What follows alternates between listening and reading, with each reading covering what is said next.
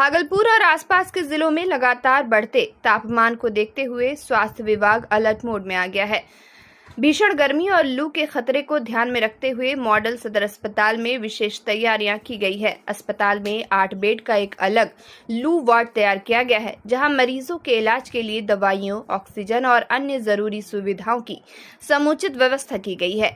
इसके साथ ही medical team को भी हर परिस्थिति में निपटने के लिए तैयार रखा गया है। अस्पताल प्रशासन द्वारा गर्मी से बचाव को लेकर जागरूकता अभियान भी चलाया जा रहा है। परिसर में बैनर और पोस्टर के माध्यम से लोगों को लू से बचने के उपाय बताए जा रहे हैं।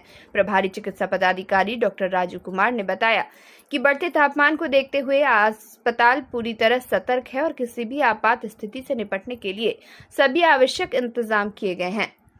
स्वास्थ्य विभाग ने आम लोगों से अपील की है कि दोपहर के समय बेवजह घर से बाहर ना निकले, पर्याप्त मात्रा में पानी पिएं और धूप से बचाव के उपाय अपनाएं, ताकि लू के प्रभाव से सुरक्षित रहा जा सके। जैसा कि अभी देख रहे हैं कि मौसम में अचानक परिवर्तन हुआ और तापमान में बढ़ोतरी हुई है, तो ऐसे में संभावना रहती है कि लू लोगों को लगे और उनको दिक्कत होती है। तो हमने यहाँ पे 8 बेड का एक लू वार्ड तैयार किया है, जिसमें हमने डॉक्टर की प्रतिनियुक्ति एवं स्टाफ नर्स की प्रतिनियुक्ति 24/7 कर रखा है, ताकि अगर उस टाइप के कोई पेशेंट आते हैं तो उनको यहाँ एडमिट किया जा सके और उनको जो सुविधाएँ मिलनी चाहिए वो सुविधाएँ यहाँ मिल सकें।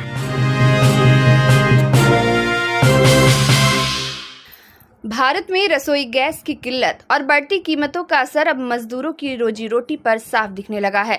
देश के बड़े शहरों दिल्ली, चंडीगढ़, कोलकाता और उड़ीसा में काम करने वाले मजदूर अब मजबूरी में अपने घर लौट रहे हैं। नई दिल्ली के आनंद विहार से गोड्डा जाने वाली गरीब रथ एक्सप्रेस से भागलपुर पहुंचे कई मजदूरों ने बताया कि जिन शहरों में वे काम कर रहे थे, वहां गैस की कीमत 400 से 500 रुपए प्रति किलो तक पहुंच गई थी। इतनी महंगी गैस खरीदना उनके लिए संभव नहीं था, जबकि आमदनी भी सीमित थी। भागलपुर रेलवे स्टेशन पर सनहौला निवासी मिथुन यादव ने बताया कि गैस की भारी कमी के कारण रोज खाना बनाना मुश्किल हो गया था, जिससे उन्हें घर लौटना पड़ा। वहीं दिल्ली जा रहे संग्रामपुर निवासी रवि ने कहा कि अगर गैस नहीं मिलेगी तो लकड़ी पर खाना बनाकर गुजारा करना पड़ेगा। गरीब रथ से लौट रहे अन्य मजदूर जैसे मोहम्मद दूरुल, नूर मोहम्मद, मोहम्मद चांद, अशोक शाह, अंसार और मनोज ताती ने भी बताया कि बाहर गैस की किल्लत और महंगाई ने जीवन मुश्किल कर दिया है। मजदूरों का कहना है कि अब वे अपने गांव या आसपास के इलाकों में ही काम तलाश करेंगे। गैस संकट ने उनकी रोजी रोटी पर सीधा असर डाला है, जिससे बड़े शहरों से पलायन कर वे फिर से अपने घरों की ओर लौट रहे हैं। आनंद विहार जा रहे हैं लोग, वहाँ से लौट रहे हो, तुम जा रहे हो। अब क्या करें सर, भूख थोड़ी ना छोड़ता है। खाना कैसे पकाओ? लक्कड़ पे बनाएगा सर, कंपनी है। गैस नहीं मिलेगा तो कोई दिक्कत नहीं? कोई दिक्कत नहीं सर। कैसे खाना पकाओगे? लक्कड़ पे बनाएगा सर। हमारी बच्ची वहाँ जॉब कर रही है, जॉब का ट्रांसफ़र भी हो गया, फिर भी लेकिन गैस की बहुत प्रॉब्लम थी। ठीक है, इसलिए मैं उसको लाने गए? हाँ, उसको लाने गए, ले आया हूँ मैं। गैस का कोई दिक्कत नहीं है, गैस तो मिल रहा है, भले महंगा मिल रहा है। यहाँ कहाँ है? यहाँ भागलपुर बिहार और सनहौला में रहते, शादी के फंक्शन में आए हैं।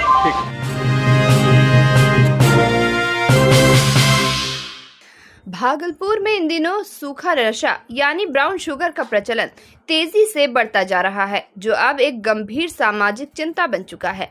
सबसे चिंताजनक पहलू यह है कि इस नशे की चपेट में अब छोटे बच्चे और किशोर भी आने लगे हैं, जिससे अभिभावकों और प्रशासन की चिंता बढ़ गई है। विशेषज्ञों के अनुसार ब्राउन शुगर बेहद खतरनाक नशा है। इसके सेवन से मुंह से कोई खास गंध नहीं आती, जिससे युवा इसे आसानी से छिपाकर इस्तेमाल करने लगते हैं। बताया जाता है कि लगातार कुछ दिनों तक सेवन करने पर व्यक्ति इसका आदी हो जाता है और उसके व्यवहार में नकारात्मक बदलाव दिखने लगते हैं। कई मामले में नशे की लत के कारण बच्चे और युवा चोरी, छिनतई जैसे अपराधों की ओर भी बढ़ जाते हैं। इस मुद्दे पर सिटी डीएसपी अजय कुमार चौधरी ने गंभीर चिंता जताई है। उन्होंने कहा कि इस समस्या से निपटने के लिए प्रशासन 2 स्तरों पर काम कर रहा है, सप्लाई और डिमांड।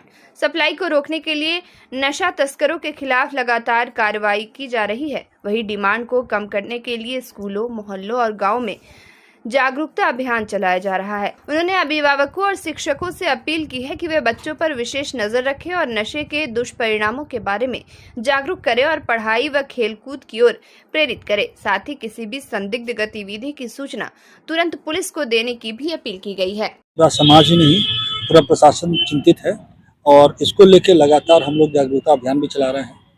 इसमें दो साइड होता है, एक सप्लाई साइड है, एक डिमांड साइड है। सप्लाई साइड पे प्रशासन उस पर काम करती है, उस पर कार्रवाई करती है, ऐसे लोगों को चिन्हित करती है जो ऐसे नशा के सामग्री को सप्लाई करती है, उस पर कार्रवाई करती है, उसको पकड़ती है, उस नेटवर्क को तोड़ने की कोशिश करती है। और इस क्रम में पिछले 2 महीनों में आप लोगों ने देखा होगा कि लगातार ब्राउन शुगर की बरामदगी की गई है, जब्त किया गया है और दर्जनों भर अपराधियों को जिसमें संलिप्त है उनको जेल भेजा गया है। कोरेक्स की भी बरामदगी की गई थी, ब्राउन शुगर की भी बरामदगी की गई और भारी मात्रा में शराब की भी बरामदगी की गई है। तो प्रशासन लगातार इस पर प्रतिबद्ध है और लगातार इस पर कार्रवाई कर रही है।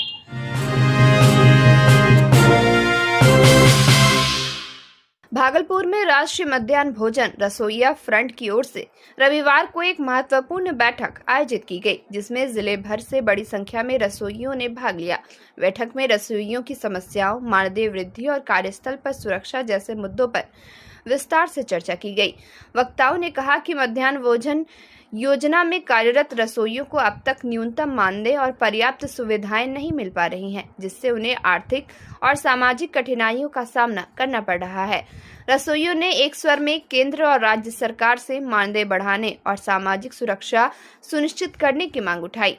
बैठक में यह भी कहा गया कि सरकार द्वारा अप्रैल से 2000 रुपए मानदेय लागू करने की बात कही गई थी, लेकिन इसका लाभ अभी तक जमीनी स्तर पर नहीं पहुंचा है, जिससे रसोइयों में नाराजगी देखी जा रही है। कार्यक्रम के दौरान निर्णय लिया गया कि अगर मांगों पर जल्द ध्यान नहीं दिया गया तो आने वाले दिनों में बड़ा आंदोलन किया जाएगा।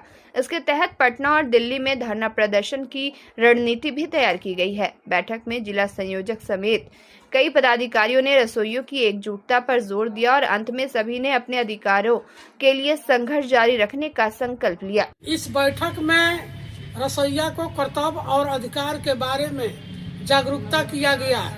इसमें मानदेय बढ़ोतरी अवैध तरीके से हटाई गई, पुनः रखवाने हेतु और 12 महीना का मानदेय कराने हेतु और साल में सूती साड़ी और पुरुष के लिए पैंट शर्ट दिलवाने हेतु और साल में प्रत्येक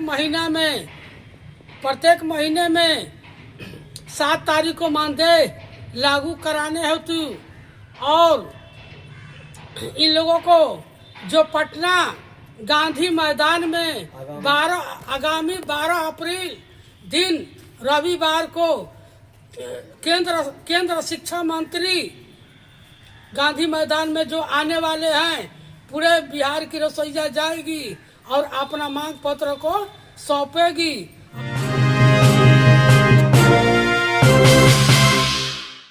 भागलपुर में हाईकोर्ट की स्थायी बेंच की मांग को लेकर आवाज तेज होती जा रही है। इस बीच राज्यसभा सांसद सह बार काउंसिल ऑफ इंडिया के चेयरमैन मनन कुमार मिश्रा ने इस मांग का समर्थन करते हुए इसे जरूरी बताया है।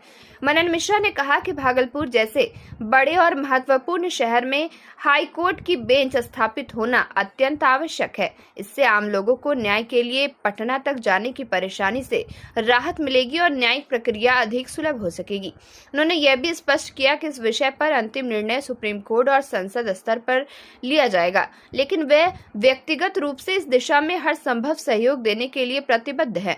उन्होंने भरोसा दिलाया कि वे इस मांग को उचित मंचों पर मजबूती से उठाएंगे ताकि भागलपुर और आसपास के जिलों से लोगों को इसका लाभ मिल सके। भागलपुर पहुंचने पर सांसद मनन मिश्रा का भव्य स्वागत किया गया। स्थानीय वकीलों और समर्थकों अभिनंदन किया, जिससे पूरे इलाके में उत्साह का माहौल देखने को मिला।